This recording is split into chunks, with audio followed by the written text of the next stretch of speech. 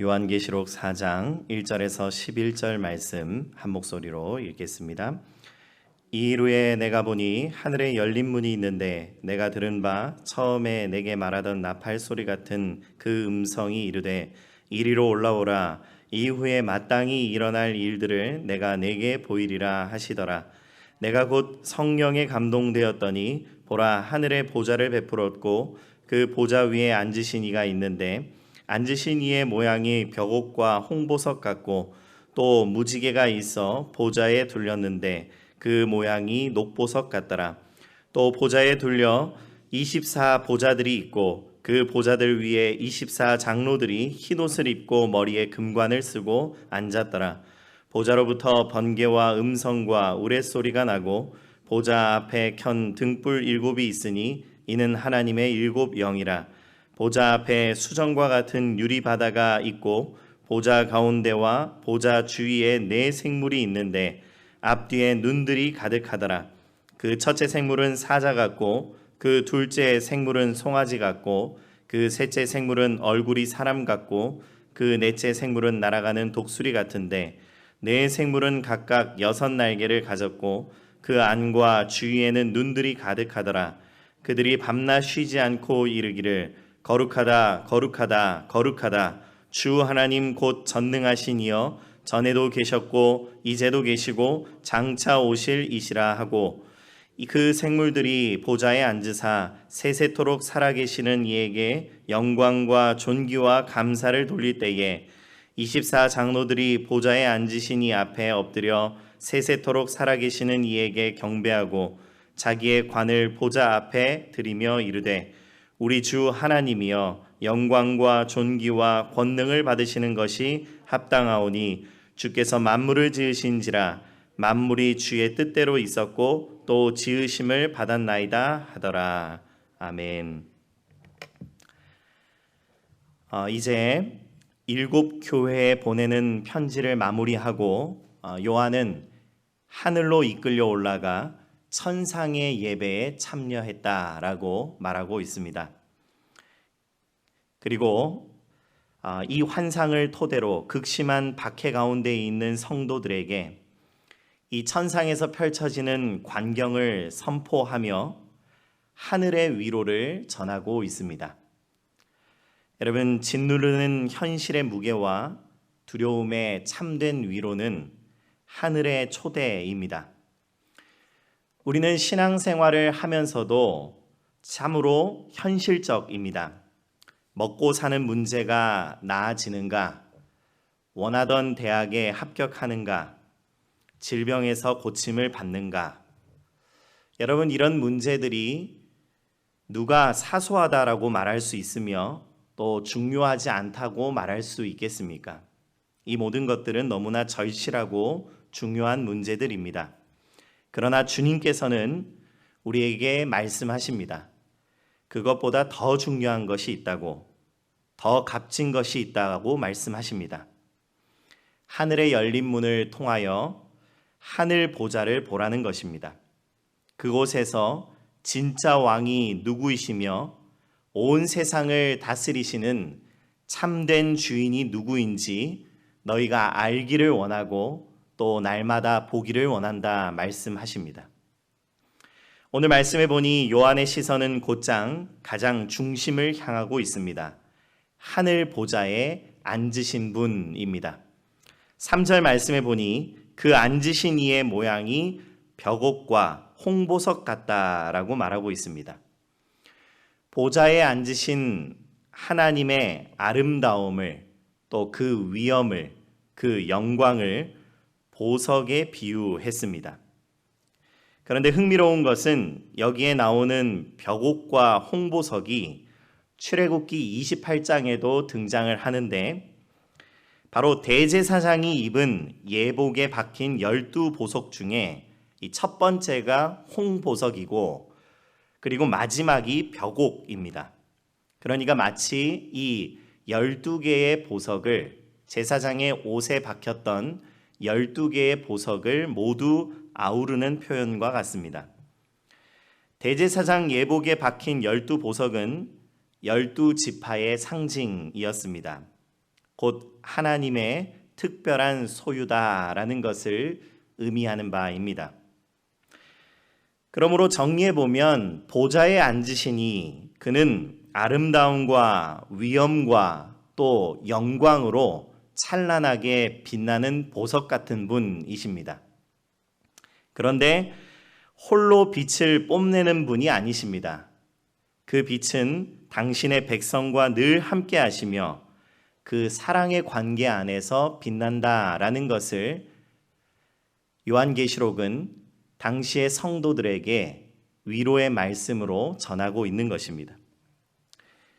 보좌를 둘러싸고 있는 녹보석 같은 무지개도 마찬가지입니다. 여러분, 무지개는 하나님의 자비와 신실하심을 드러냅니다. 그런데 이 자비와 신실하심이 무엇에 기초해 있습니까? 바로 당신의 백성과 맺으신 언약의 이 약속의 위에 서 있다라는 것을 우리는 알고 있습니다. 이제 그 보좌 옆을 보니 24개의 보좌가 둘러싸고 있다라고 말합니다. 그리고 그곳에는 24명의 24장로들이 앉아 있습니다. 24장로는 하나님의 백성을 대표합니다. 이스라엘에 12지파가 있었고 또 예수님의 12제자가 있었습니다. 이 장로라는 단어가 요한계시록에는 12번 사용되는데 이처럼 12번 장로라는 단어를 사용함으로써 다시 한번 하나님의 백성을 대표하는 표현임을 보여주고 있습니다. 24장로는 보좌에 앉아 있습니다. 그리고 그들은 흰옷을 입고 있습니다. 그리고 그 머리에는 금관을 쓰고 있다라고 말하고 있습니다. 보좌에 앉아 있고 흰옷을 입었고 금관을 쓰고 있다. 앞서 7교회에 보내는 편지에서 매우 강조되었던 표현들입니다. 이기는 자는 보좌에 앉을 것이고 흰옷을 입을 것이고 하나님이 주신 면류관을 쓸 것이다 라고 말씀하십니다. 하나님의 백성들은 영적으로 승리했다라는 것을 말해 줍니다. 비록 이 땅에서는 하나님의 백성들이 실패한 것 같습니다. 그러나 하나님의 보좌 옆에 앉아 있습니다.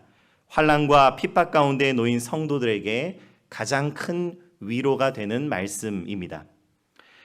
6절 말씀에 보면 그 앞으로는 수정을 깔아놓은 듯한 유리바다가 있다라고 말하고 있습니다. 요한계시록에서 이 바다라는 표현은 하나님을 대적하는 세력들의 근원지입니다. 그러니까 이 바다로부터 모든 대적과 원수들이 쏟아져 나오는데 오늘 우리가 본 환상에서는 바다가 유리같이 얼어붙어 있고 그리고 수정같이 아름답게 펼쳐져 있다라고 말하고 있습니다. 대적들의 그 대적하는 세력들의 근원지로 여겨졌던 바다, 그것이 지금 하나님의 완전한 통치 아래 있음을 보여주고 있습니다. 현실에서는 여전히 출렁이는 바다입니다. 그래서 수많은 적들과 수많은 장애물들을 하루에도 수십 가지씩 쏟아내고 토해내는 바다입니다. 그런 출렁이는 바다를 볼 때에 우리는 두려워하고 또 감당할 수 없을 것만 같습니다. 그때 우리는 하늘을 봐야 합니다. 이미 이기시고 통치하시며 완전히 없어질 하늘의 바다를 봐야 한다라는 것입니다. 또 그 앞으로는 사자와 송아지와 사람과 독수리의 모양을 한 네 생물이 있습니다. 이 네 생물은 에스겔 1장과 이사야 6장에 등장하는 생물들의 이미지를 사용하고 있는데 곧 모든 피조물들이 창조주 하나님께 예배드리고 있다라는 것을 말해 줍니다. 그리고 나서 아름답고 웅장한 예배가 드려집니다. 8절 중반부터 보면 그들이 밤낮 쉬지 않고 이르기를 거룩하다 거룩하다 거룩하다 곧 전능하신 이여 전에도 계셨고 이제도 계시고 장차 오실 이시라. 아멘. 이 놀라운 천상의 예배는 다시 이 땅을 밟고 살아가는 초대교회의 성도들에게 그리고 2000년이 지나 여전히 하나님 한 분만을 섬기며 예배하는 우리 모든 성도들에게 그 가슴에 큰 울림을 주며 스스로 질문하게 합니다. 누가 이 세상을 창조하였느냐? 또 누가 시간을 초월해 영원히 존재하는 분이냐? 그리고 누가 우리 이 세상에 궁극적인 소망을 줄 수 있느냐? 그리고 마지막으로 우리에게 이렇게 질문합니다. 그래서 누가 이 땅 가운데에, 온 세상 가운데에 예배받기 합당한 분이냐? 이 모든 질문에 로마 황제라고 답을 강요하던 시대에 예배받으실 분은 오직 여호와 하나님 한 분뿐이심을, 그분밖에 없음을 요한계시록은 선포하고 있습니다. 오늘도 창조주 그리고 위로자, 온전한 소망 되시는 주님만을 의지하며 오늘의 삶 가운데에서도 천상의 예배를 통하여 오늘 우리의 삶의 예배에 성공하시는 저와 여러분들 되기를 간절히 축복합니다. 제가 기도하겠습니다. 사랑과 은혜가 풍성하신 하나님 아버지, 오늘도 우리의 기도의 시간에 찾아오셔서 하늘의 문을 여시고 우리를 하늘로 이끌려 올라가게 하여 주시옵소서. 그곳에서 펼쳐지는 천상의 예배에 우리도 참여함으로 이 땅 가운데 우리를 짓누르고 우리를 두렵게 하는 모든 원수와 대적으로부터 자유하며 참된 용기로 살아내는 하루가 될 수 있도록 은혜 허락하여 주시옵소서.